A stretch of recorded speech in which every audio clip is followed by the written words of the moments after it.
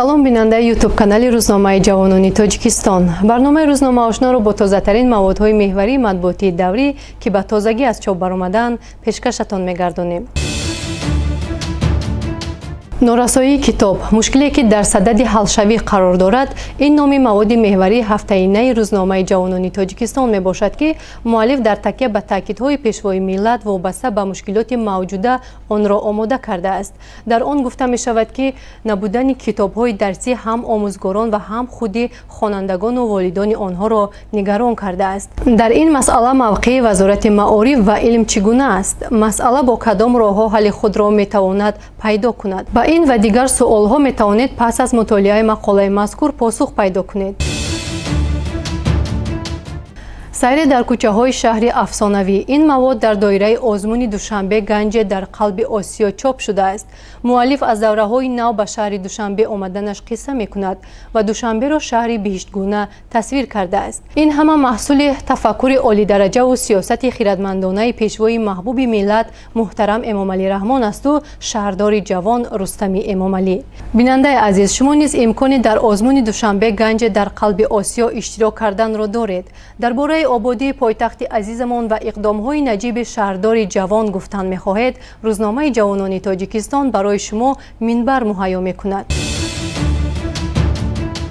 6. ин яке аз дигар маводҳои таҳлилии ин ҳафтаинаи рӯзномаи мазкур мебошад ки дар саҳифаи 6 чоп шудааст. муаллиф дар доираи матлаби омода кардааш аз имкониятҳое ки барои рӯзноманигорони тоҷик дар давраи нишастҳои матбуотӣ дода шудааст ёдоварӣ карда суол мекунад. журналистони тоҷик аз ин имконият чӣ гуна истифода мебаранд? имрӯз журналистикаи мо мутаассифона ба ҳамин сатҳи поин шудааст. дар нишастҳо фақат аз шаст истифода мешавад. шасте ки ба дилпурӣ аксар рӯзноманигорони мо ба он меафтанд ва довталабона суроғаш мераванд. ҳатто дар сафи пеш менишинанд ки аввал шуда даъватнома гиранд. муаллиф дар идома таъкид мекунад: баъзан бо даҳони пур гила мекунем ки имрӯз журналист беэътибор шудааст. имрӯз ба саломи рӯзноманигорон алек намегиранд. посухам ҳамин аст ки мо худро хеле арзон мефурӯшем. он гунае ки харидорон гумон надоранд ки чунин моли беарзиш бошем. навали ба ҷоизаи Нобел пешбарӣ шуд. дар Тоҷикистон омӯзгорони забони русиву англисӣ мерасанд. вакил Варишва, Конфутсий навоваре дар таълимоти ахлоқ. номҳои дигари матлабҳои рӯзномаи ҷавонони Тоҷикистон аст. шумо метавонед аз шумораи 6 он пайдо кунед. нашрияи расмии ҳукумати кишвар ҷумҳурият дар шумораи охири худ якчанд мақолаҳои хубу хонданибобро аз чоп баровардааст. яке аз мақолаҳои таҳлилие ки дар шумораи навбатии рӯзнома нашр шудааст, хадамоти давлатии оташнишонӣ аз овоза то воқеият мебошад. дар он муаллиф таъкид мекунад ки имрӯз сокинон баъзан шиква мекунанд ки ҳангоми сар задани ҳодисаҳои нохуши вобаста ба сӯхтор, кормандони хадамоти давлатии оташнишонӣ ба ҷои ҳодиса дер мерасанд. миқдори зарурии об ва барои фурӯнишонии оташ иқтидори кофӣ надоранд. ба ин монанд чанде қабл арзи як гурӯҳ сокинони деҳаи ғусари шаҳри Панҷакен ба дасти мо расид. агар донистан мехоҳед ки то куҷо нигарониву шикоятҳо аз фаъолияти ин ниҳод асос доранд, пас мақолаи мазкурро пайгирӣ ва мутолиа намоед. балҷувон рӯ ба рушд аст. ин номи дигари мақолаи шумораи ахири рӯзномаи мазкур мебошад. соли 2020 дар ҳаёти иҷтимоию иқтисодии ноҳияи Балҷувон бо рӯйдодҳои таърихию дастовардҳои беназир ҳамчун соли фаромӯшнашаванда дар афкори сокинон боқӣ мемонад.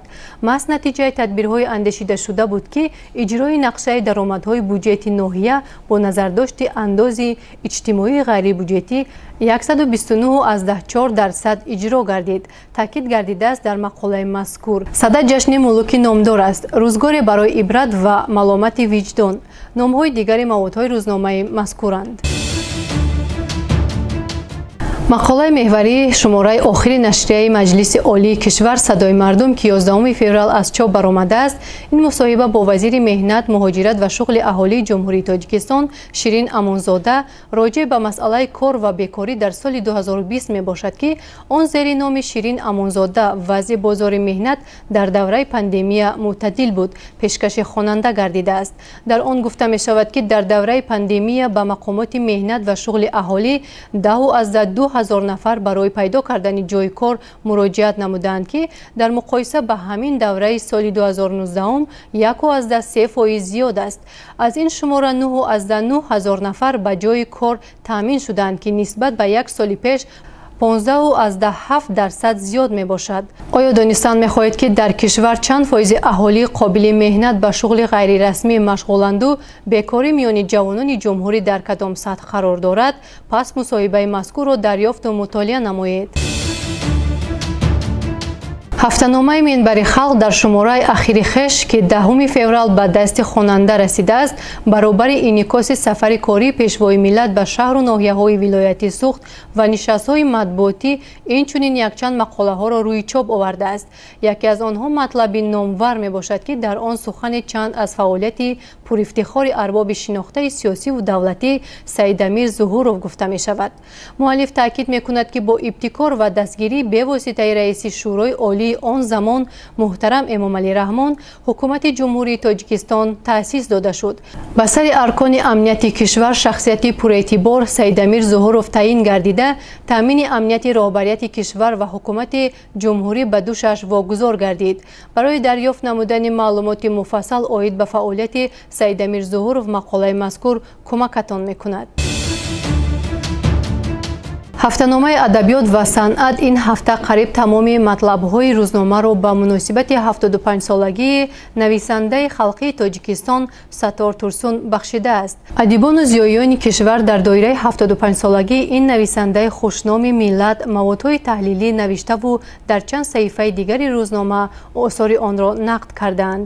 ба ҷуз ин, як ҳикояи нависандаи ҷопонӣ бо номи ду дӯст ва чанд маводи таҳлилии дигарро бо номҳои тадбире ки ҳоло самараи дилхоҳ надодааст, равшанфикрӣ миллӣ ва давлати миллӣ рӯзномаи мазкур аз чоп баровардааст. демократия, давлат, адабиёт ва сензура – ин номи мақолаи марказии рӯзномаи Тоҷикистон мебошад. мавод мусоҳибаи ихтисосии хабарнигори рӯзнома ба муносибати 75-солагии нависандаи халқии Тоҷикистон Саттор Турсун ба эшон аст. дар суҳбат хабарнигор аз паҳлӯҳои зиндагии адиб ва муносибати ӯ ба адабиёту сиёсат пурсидааст. дар ҷавоби ин суол ки вазифаи адабиёт чист, нависанда мегӯяд ки вазифаи адабиёт кашфи ҳақиқат ва дарёфти ҳақиқат аст. Билл Гейтс: ҷаҳонро фоҷиаи нав интизор аст. маъюбӣ маҳдудӣ нест. рӯзномаҳо аз байн мераванд. аз номҳои матолиби дигари ҳафтаномаи Тоҷикистон мебошад. ки ба осёби мухолифон об мерезад. ин номи мақолаи саҳифаи 2 шумораи ахири ҳафтаномаи СССР аст. бехатарии озуқа ину он ба мо дахл надорад. Алимардоновро ба додгоҳ кашиданд ва муҳоҷир қурбонии навбатии муллоҳо. номҳои дигари мақолаҳои ҳафтаномаи СССР мебошад. мақомот: марги милиса дар 5 тасодуфӣ буд. пайвандон шубҳа дорем. ин номи мақолаи меҳварии ҳафтаномаи Фараж мебошад. дар он гуфта мешавад ки ҳодисаи ба ҳалокат расидани корманди милиса дар ноҳияи 5 Меҳроншод Ҷумаев сару садоҳои зиёдро ба бор овард. доир ба ҳодисаи мазкур маълумоти бештарро донистан мехоҳед? пас мақолаи мазкурро аз шумораи навбатии ҳафтаномаи мазкур ки 10 феврал рӯи чоп омадааст пайгирӣ намоед. кӯдакони ҷайҳун ҳам ба кӯдакистон рафтан мехоҳанд. бозори наве ки фаромӯш шуд. ду зодаи якрӯзу як диёр. барои соҳибкорон монеа вуҷуд надорад. унвонҳои дигари мақолаҳои ҳафтаномаи мазкуранд. бинандаи азиз, шумо барномаи рӯзнома ошноро аз ютуб-канали рӯзномаи ҷавонони Тоҷикистон тамошо кардед. бо шумо будам Зайнаб Анварӣ. то барномаҳои оянда, хайр.